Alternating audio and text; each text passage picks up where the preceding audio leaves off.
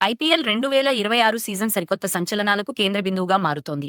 ఈ క్రమంలో ముంబైలోని వాంఖడే స్టేడియం వేదికగా ముంబై ఇండియన్స్ మరియు పంజాబ్ కింగ్స్ మధ్య జరిగిన పోరులో పంజాబ్ జట్టు 7 వికెట్ల తేడాతో ముంబైని వారి సొంత గడ్డపైనే చిత్తుగా ఓడించి ఘన విజయం సాధించింది. ఈ మ్యాచ్ కేవలం ఒక ఓటమి మాత్రమే కాదు. 5 సార్లు ఛాంపియన్గా నిలిచిన ముంబై ఇండియన్స్ పరువును పంజాబ్ కింగ్స్ నడిరోడ్డుపై నిలబెట్టినట్లుగా అనిపించింది.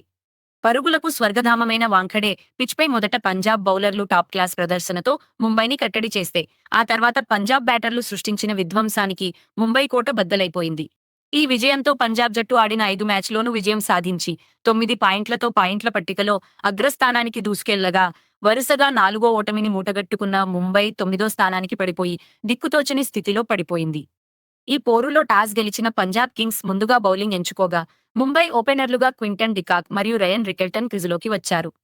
గత 11 ఇన్నింగ్స్లుగా పవర్ ప్లేలో ఒక్క వికెట్ కూడా తీయలేక విమర్శలు ఎదుర్కొన్న హర్షదీప్ సింగ్ ఈ మ్యాచ్లో మాత్రం ఎడారిలో ఓయాసిస్లా మెరిశాడు. ఇన్నింగ్స్ రెండో ఓవర్లోనే రికెల్టన్ను అవుట్ చేసి ఐపీఎల్లో 100 వికెట్లు తీసిన బౌలర్గా హర్షదీప్ చరిత్ర సృష్టించాడు. ఈ రికార్డు సాధించిన 5దో ఎడమచేతి వాటం బౌలర్గా అతను ఎలైట్ క్లబ్లో చేరాడు. ఆ తర్వాతి బంతికే డేంజరస్ సూర్యకుమార్ యాదవ్ గోల్డెన్ డకౌట్గా వెనుదిరగడంతో ముంబై 12 పరుగులకే 2 కీలక వికెట్లు కోల్పోయి పీకల్లోతు కష్టాల్లో పడింది. అయితే గాయపడ్డ రోహిత్ శర్మ స్థానంలో వచ్చిన క్వింటన్ డికాక్ పట్టువదలని విక్రమార్కుడిలా ఇన్నింగ్స్ను నిర్మించాడు. 4గో స్థానంలో వచ్చిన నమన్ధీర్ అద్భుతమైన ఇంటెంట్తో డికాక్కు తోడవడంతో పవర్ ప్లే ముగిసేసరికి ముంబై 48 పరుగులు చేసింది. వీరిద్దరూ మూడో వికెట్కు ఏకంగా 68 బంతుల్లో 122 పరుగుల భాగస్వామ్యాన్ని జోడించారు. ఇది పంజాబ్ మరియు ముంబై జట్ల చరిత్రలో రెండో అత్యధిక భాగస్వామ్యం కావడం విశేషం.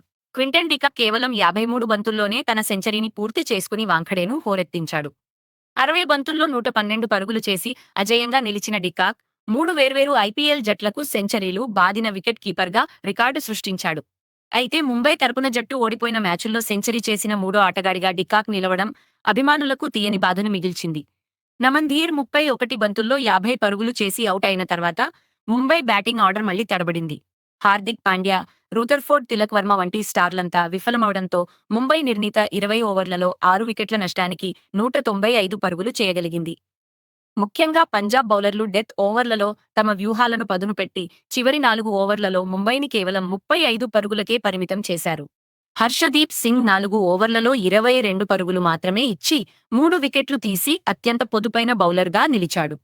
196 పరుగుల భారీ లక్ష్యంతో బరిలోకి దిగిన పంజాబ్ కింగ్స్ ఓపెనర్లు ప్రియాంశ్ ఆర్య మరియు ప్రభుసిమ్రన్ సింగ్ మొదటి ఓవర్లోనే దీపక్ చాహర్ను ఉతికి ఆరేశారు. తొలి ఓవర్లోనే ఏకంగా 21 పరుగులు రాబట్టి ఐపీఎల్ చరిత్రలోనే తమ ఇన్నింగ్స్ మొదటి ఓవర్లో అత్యధిక పరుగులు సాధించిన రికార్డును పంజాబ్ నెలకొల్పింది. ముంబై కెప్టెన్ హార్దిక్ వెంటనే బుమ్రాను, మిస్టరీ స్పిన్నర్ గజన్ఫర్ను రంగంలోకి దించినా ఫలితం లేకపోయింది.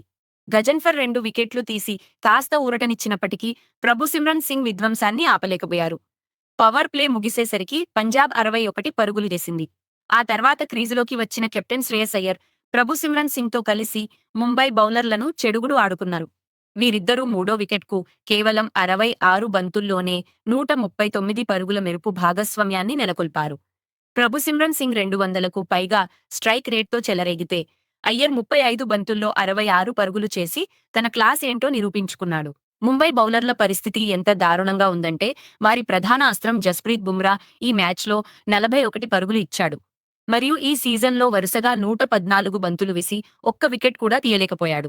ముంబై బౌలింగ్ విభాగంలో ఒక్క గజన్ఫర్ మినహా అందరూ 10 కంటే ఎక్కువ ఎకానమీతో పరుగులు సమర్పించుకున్నారు. పంజాబ్ కేవలం 13.1 ఓవర్లలోనే 150 పరుగులు దాటేసి ముంబైపై అత్యంత వేగంగా ఈ మార్కును అందుకున్న జట్టుగా నిలిచింది. ఫీల్డింగ్లోనూ ముంబై ఘోరంగా విఫలమైంది.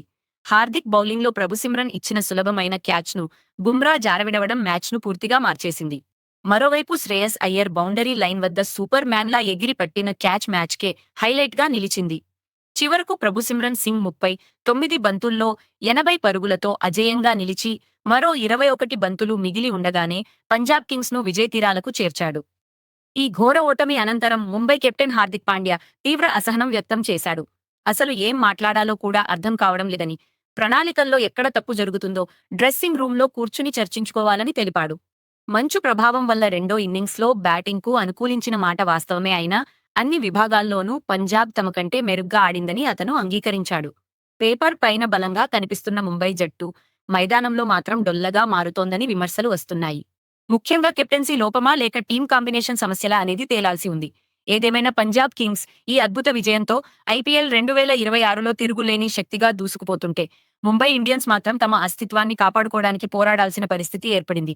ముంబై టీం మేనేజ్మెంట్ తక్షణమే కఠినమైన నిర్ణయాలు తీసుకోపోతే ఈ సీజన్లో వారి ప్రయాణం మరింత కష్టతరం కాబోతోంది. ఈ వీడియో మీకు నచ్చితే లైక్ చేయండి మరియు షేర్ చేయండి. మరిన్ని క్రికెట్ అప్డేట్స్ కోసం మా ఛానల్ను సబ్స్క్రైబ్ చేయండి.